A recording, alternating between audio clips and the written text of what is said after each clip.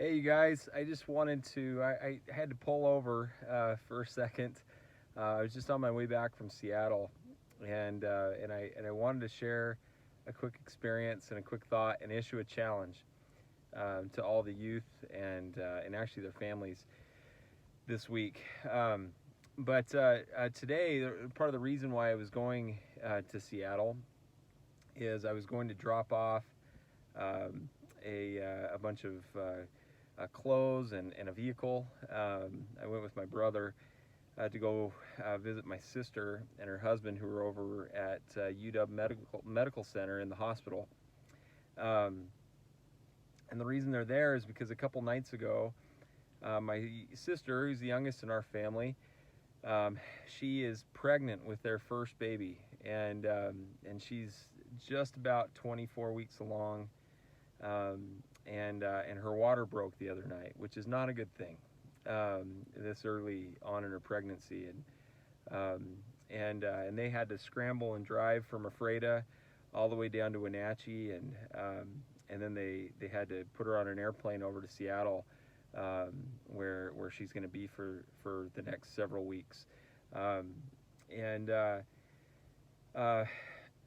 fortunately, my sister's doing fine, and fortunately, the baby's okay right now. It hasn't been born yet, and they're trying to keep her from having the baby as long as possible. But needless to say, the last couple days, and especially when it happened in the middle of the night, just a few nights ago, it was a pretty scary experience. And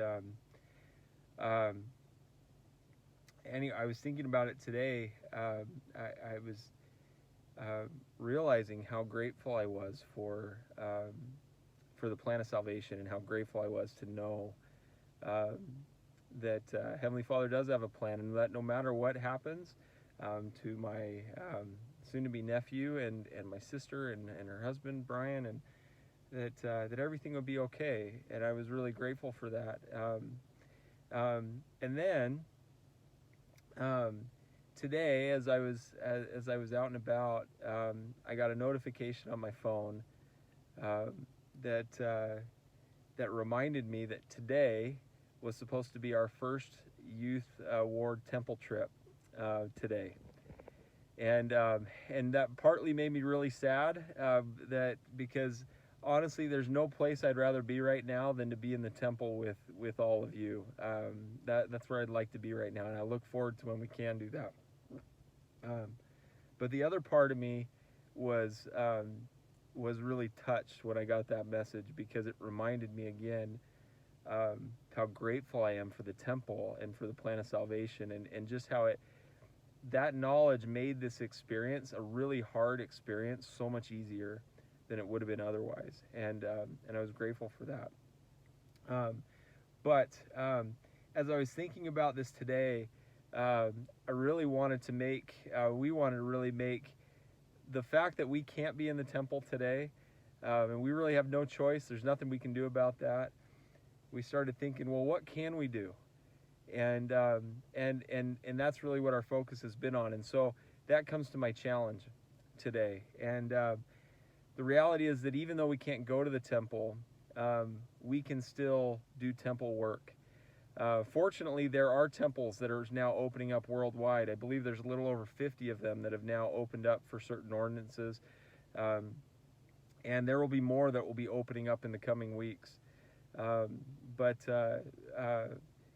what we'd like to issue, the challenge we'd like to issue to all of you this next week, rather, we're going to put the Olympics on hold, as far as you're still welcome to send videos and all of that. But for this week, the challenge is going to be which, out of all the youth, you and your families, which households can find the most temple names. And you're welcome to send us screenshots or pictures of as you're submitting names to the temple, and we'd encourage you, rather than printing off the names, since we can't go to the temple right now, submit them to the temple system, so that hopefully somebody else can somewhere in the world. And so submit those names. Let us know how many your family has been able to do. And at the end of the week, whoever has been able to find the most is going to be the holder of the well, I don't know if we need to call it the Gundersen Trophy of Excellence or whatever. It's awesome though. You definitely want this trophy in your house. But we'll give the trophy and a treat to the family that wins, and certainly we will provide some reward for everybody who participates in this challenge, because we think it's worth it. And we know you're all busy, and that's always a challenge. But as President Nelson's asked us to do, the most important work that we can be a part of is the work of the Gathering of Israel, and this is absolutely part of that. And so I promise you that as you take part in this challenge, that it will bring an added measure of the Spirit in your home. It will help you and your family be more unified and feel of Heavenly Father's love for you. And I also promise and bear my testimony that the plan of salvation is real. That it's not just something we hope for or that just makes us feel better, but it's real. And I felt that this week.